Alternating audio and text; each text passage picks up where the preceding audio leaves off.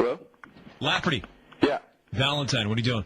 Oh, hey, how you doing, man? Can you hold on 1 second? I'm sorry. Go right ahead, dude. Do your thing. Hey, babe. It's a radio interview. I forgot I had it. They called my hotel room. I want to call you. You better answer. Okay, I love you. Bye. Hello? Okay, you forgot you had it? Yeah, What's that, dude? Sorry. Hey, babe, it's a radio interview. I forgot I had it. They called my hotel room. Here's some ass named Valentine, man. I don't know. We got more listeners than our network as viewers, but, you know, I'm just gonna throw him under the bus. Listen, that's a low blow. Hey, is that your girl, man? Yeah. She sounded very nice. Yeah, she's very sweet. Couldn't hear her at all. Was she on her cell phone or something?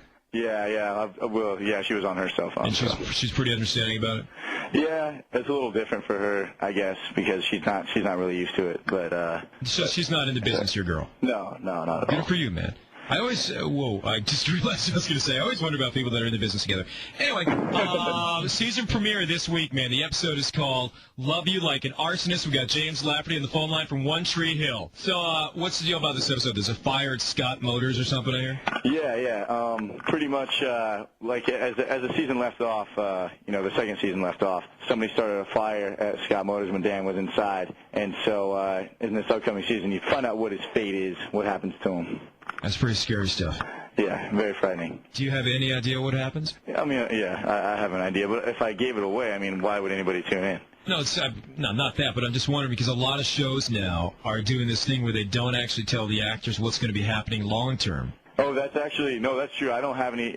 The thing is, I don't have any idea what happens with the show until we start filming it. Oh, okay. Which, right. The reason I know is because we filmed probably about 6 of our episodes now. Yeah.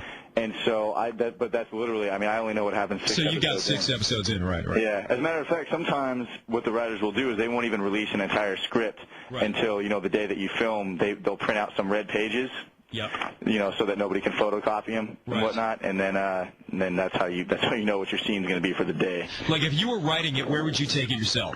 Let's see. Well, I would say it would be ideal if, like, as the show was ending, I always thought it would be a really cool thing. Like, both Nathan and Lucas are, good basketball players, and they're kind of feuding. I always thought it would be cool if they both went to college at, like, Duke in North Carolina, big basketball schools, yeah. I always thought that would be a pretty cool way to end it, It's not going to happen. No, turn it into Hoosiers.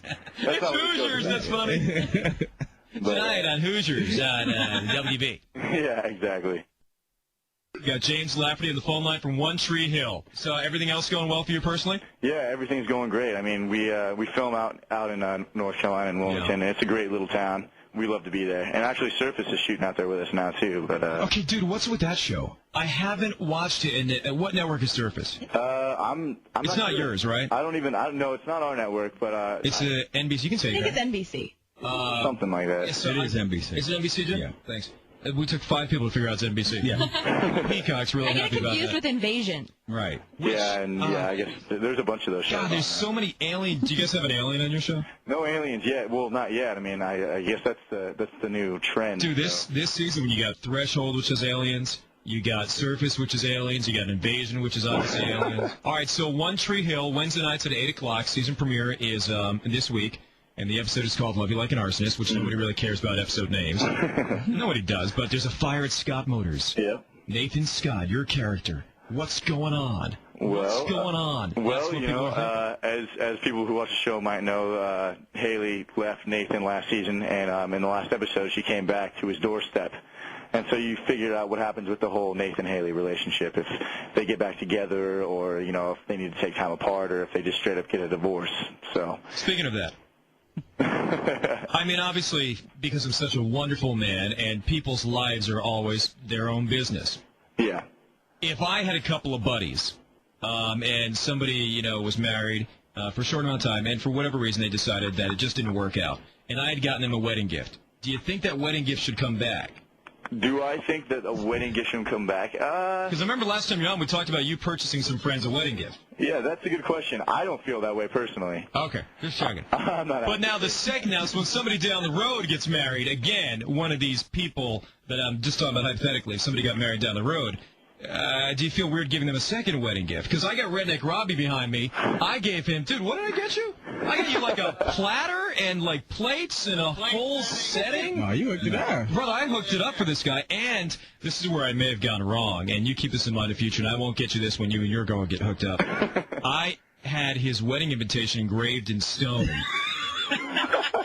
A year later, the stone was, it's my fault. Maybe you can get the next one bronzed or something. So I'm just asking, you didn't get anybody anything engraved in stone, did you? No, nothing engraved in stone. All right, well, I'm sure everything's working out fine at the show, and I know you know that's your in-house business, so I'll leave it in the clubhouse for you. Well, I appreciate that. Everything is fine. Everything's going well. There's nothing too drastic going on. Hey, so. Is your girl a brunette or a blonde? She's a blonde. Do we know her, or is this an under wraps thing you got going? No, it's just I try to keep that part of my life private so that I keep pressure off of it completely. Is she back there, or where's she at?